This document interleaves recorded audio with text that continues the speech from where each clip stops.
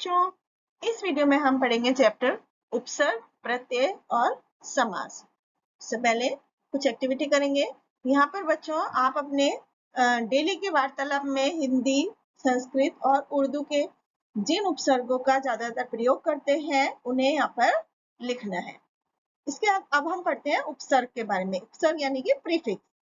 तो बच्चों यहाँ पर कुछ शब्द हैं जिन्हें पहले ध्यान से पढ़ते हैं, जैसे अभि प्लस नेता यानी कि अभिनेता, उप प्लस कार यानी कि उपकार, प्र प्लस गति प्रगति, स्व प्लस राज्य स्वराज। तो यहाँ पर अभिनेता, उपकार, प्रगति, स्वराज, तो ये शब्दांशों को जोड़कर बनाए हैं, जैसे कि अभि, उप, प्र, स्व। तो इन शब्दांशों के जुड़ जाने से मूल शब्द में बदलाव आ गया है, ऐसे शब्दांश को उपसर्ग कहते हैं। तो जो शब्दांश मूल शब्द से पहले जुड़कर उस शब्द के अर्थ को बदल देते हैं उन्हें उपसर्ग कहते हैं। उपसर्ग के भेद। हिंदी भाषा में उपसर्ग के 4 भेद होते हैं, जैसे संस्कृत के उपसर्ग, हिंदी के उपसर्ग, उर्दू के उपसर्ग और उपसर्ग की तरह प्रयोग होने वाले अव्यय। सबसे पहले संस्कृत के उपसर्ग के बारे में पढ़ते हैं, जैसे कि अन मतलब होता है नहीं या अभाव, जैसे अनादि, अनंत, अनेक, अनुपस्थित। अति मतलब बहुत ज्यादा, जैसे अतिरिक्त, अत्यंत, अति प्राचीन। उप मतलब छोटा या अच्छा, जैसे उपमंत्री, उपहास, उपचार, इस तरह से। निर का मतलब होता है बिना, जैसे निरंतर, निरंजन, निर्गुण, निर्धन। अधि उपसर्ग लगाकर, जैसे अधिकरण, अधिनायक, इसका मतलब होता है श्रेष्ठ या ऊपर। इसके बाद हिंदी के उपसर्ग, जैसे अ लगता है उपसर्ग, इसका मतलब होता है अभाव, किसी चीज की कमी होना, जैसे अभागा, अछूत। अध मतलब आधा, जैसे अध खिला, अध कचरा। चौ मतलब 4, जैसे चौपाई, चौपाल, चौपाया। बिन मतलब रहित, जैसे बिन चाहा, बिन बुलाया। दु मतलब बुरा, जैसे दुबला, दुकान। इसके बाद उर्दू के उपसर्ग, जैसे कम मतलब थोड़ा। गैर मतलब निषेध या भिन्न। बे मतलब बिना, बा मतलब साथ। उपसर्ग की तरह प्रयोग होने वाले अव्यय, जैसे सह का मतलब साथ में, जैसे सहयोग, सहपाठी, सहचर। पुरा मतलब प्राचीन, बाहिर मतलब बाहर, अधा मतलब नीचे और सत मतलब अच्छा। अब प्रत्यय के बारे में पढ़ते हैं। तो कुछ ऐसे शब्दांश भी होते हैं जो मूल शब्द के शुरू में न लगकर मूल शब्द के आखिरी में जुड़ते हैं, उन्हें प्रत्यय कहते हैं। जैसे खिल प्लस आड़ी खिलाड़ी, तैर प्लस आग तैराक। तो यहाँ पर आड़ी, आग, एरा, वाला ये प्रत्यय है, क्योंकि ये शब्दांशों के जुड़ने से इन नए शब्दों का निर्माण होने के साथ साथ उनका अर्थ भी बदल रहा है। अब प्रत्यय के भेद पढ़ते हैं। प्रत्यय 2 तरह के होते हैं, कृत प्रत्यय और तद्धित प्रत्यय। कृत प्रत्यय होते हैं वो शब्दांश जो क्रिया के मूल रूप यानी धातु के साथ लगकर संज्ञा और विशेषण शब्दों का निर्माण करते हैं, उन्हें कृत प्रत्यय कहते हैं। कृत प्रत्यय के जुड़ने से बनने वाले शब्दों को कृदंत कहते हैं, जैसे बनावट, खाता, पढ़ाकू। अब यहाँ पर कुछ कृत प्रत्यय और उनसे बनने वाले शब्द लिखे गए हैं। दूसरा तद्धित प्रत्यय, जो प्रत्यय संज्ञा, सर्वनाम, विशेषण आदि के अंत में लगकर नए शब्दों की रचना करते हैं और उन्हें तद्धित प्रत्यय कहते हैं, जैसे मानवता, धन ई, चचेरा, बचपन। यहाँ पर कुछ तद्धित प्रत्यय लिखे हैं हिंदी के और उनसे बनने वाले शब्द लिखे हैं। उपसर्ग और प्रत्यय दोनों का साथ साथ प्रयोग।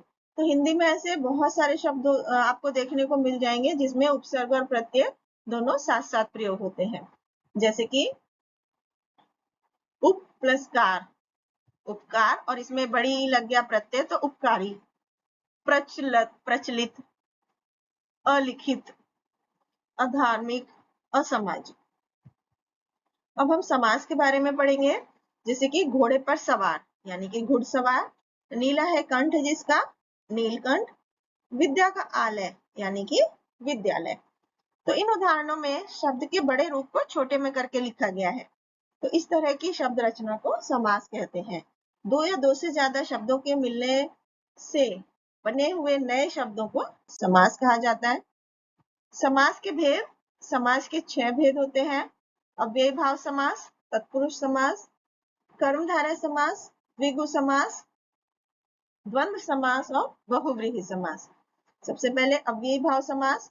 जिस समास में समस्त पद में से पहला पद अव्यय प्रधान हो और समस्त पद भी अव्यय बन जाए उसे अव्ययी भाव समास कहते हैं। जैसे आमरण यानी मरने तक, आजीवन यानी जीवन भर, घर घर यानी हर घर में। इसी तरह तत्पुरुष समास होता है जिस समस्त पद में दूसरा पद प्रधान हो और अलग अलग करें तो कारक के विभक्ति चिन्ह है, उसे तत्पुरुष समास कहते हैं। जैसे कि देशभक्ति यानी देश के लिए भक्ति, ग्रामगत मतलब ग्राम को गत, वनवास यानी वन में वास। तो कारक के हिसाब से तत्पुरुष समास के 6 भेद होते हैं। एक एक करके उनको पढ़ते हैं। सबसे पहले कर्मधारय समास। जिस समस्त पद में पहला पद विशेषण और दूसरा पद विशेष्य होता है या दोनों पदों में तुलना होती है उन्हें कर्मधारय समास कहते हैं। जैसे शुभागमन, तो शुभ है जो आगमन। कर कमल यानी कमल के समान कर हाथ। नील कमल यानी नीला है जो कमल। मुख चंद्र यानी चंद्र के समान मुख। इसके बाद द्विगु समास।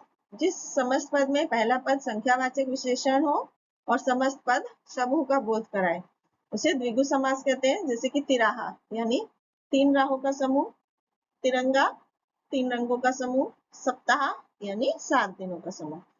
इसके बाद द्वंद्व समास होते हैं जिन समस्त पदों में दोनों पद प्रधान हो और विग्रह करने पर और तथा एवं का प्रयोग हो। जैसे कि लेना देना यानी लेना या देना, सुख दुख, सुख और दुख, ये द्वंद्व समास के उदाहरण है। इसके बाद बहुव्रीहि समास। जिस समस्त पद का कोई भी पद प्रधान नहीं होता है बल्कि समस्त पद किसी दूसरे का बोध कराता है उसे बहुव्रीहि समास कहते हैं। यानी चतुर्भुज यानी 4 है भुजाएं जिसकी, अर्थात विष्णु भगवान। गजानन, गज है आनंद जिसका यानी गणेश भगवान। चक्रधर यानी चक्र को धारण करने वाला अर्थात विष्णु। अब हम यहाँ पर कर्मधारय और बहुव्रीहि समास में अंतर पढ़ेंगे।